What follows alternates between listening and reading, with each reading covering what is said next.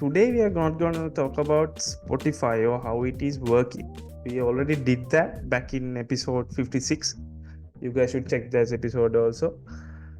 Today we are going to discuss about a thing that happening to most of the companies in the tech industry and specifically for the Spotify.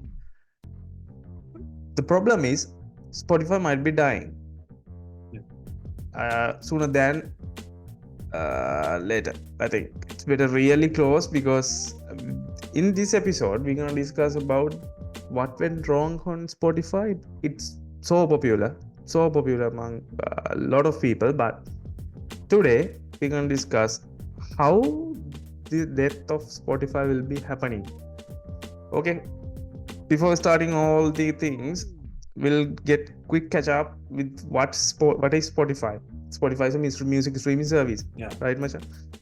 Traditionally, we used to download MP3 songs or mostly to pirate those things. When YouTube showed up, then there were music videos. We used to download the music videos and convert those to MP3 and put it on our devices and used to listen to those songs. Then Apple came up with the iTunes plan. Basically, they allow us to buy certain songs for $1, or for certain songs it was $2. We had to pay $1 per song from iTunes. A lot of people adapted that. A lot of people started to use that. We didn't. So we were kids, and $1 is too much for one song. So a person from Sweden named Daniel E.K. I don't know how it is pronounced. I think it's pronounced Daniel Ek. They're pronouncing like that their names. Came up with an idea. He's a fellow software engineer. He came up with the idea. In Sweden, there was an issue that Sweden people used to pirate all the things using Pirate Bay. Then record labels started to legalize those songs and everything and categorize the people download from torrents as criminals. So their freedom got really wasted. Then this guy came up with an idea for a music streaming service. This is his original idea. His business model was you pay a certain amount for unlimited music streams. You can't download and keep the song on your every device, but instead Spotify took care of storaging of those songs. They make sure to available those songs for their users on demand. Basically, you pay like $3. As I remember, they started with $3 per month for Spotify. Then there were like catalog of, I think initially they had 4 million songs. So you can just stream any song on demand. With later update, they also made available the feature for download those songs to listen offline, but users had to use their own app, similar to the everything happening with current state of the streaming services.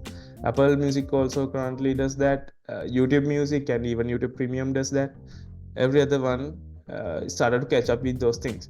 Spotify got really popular, really popular. Back in 2000s, late 2000s, early 2000s. After many years, they were like no competitor for them too. So Spotify was like thriving in their peak at that time. But the issue was Daniel and everyone believed in freedom. So they don't really focused on monetizing this platform, basically. So with the higher demand, with the higher usage, they have to make sure to find a way to monetize these platforms. We'll discuss that later in this episode. Before that, if you want to know about the backstory and the origin of the Spotify, there's amazing documentary-based TV series on Netflix called The Playlist. It's a mini TV series. As I remember, there was like 6 or 5 episodes. It tells the whole story of how Spotify started, what is the idea behind it, how they came up with their software and everything. If you watch that series, you will get an idea that none of these guys are really music fans. They are really deep dive software engineers. They wanted to create a music player that can play unlimited songs as you search for any of the song, and users will have to pay a small amount just to use that, just to keep the servers running.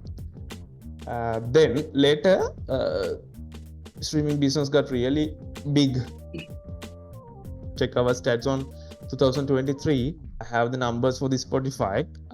Actually, I have the user-based numbers at January of 2024.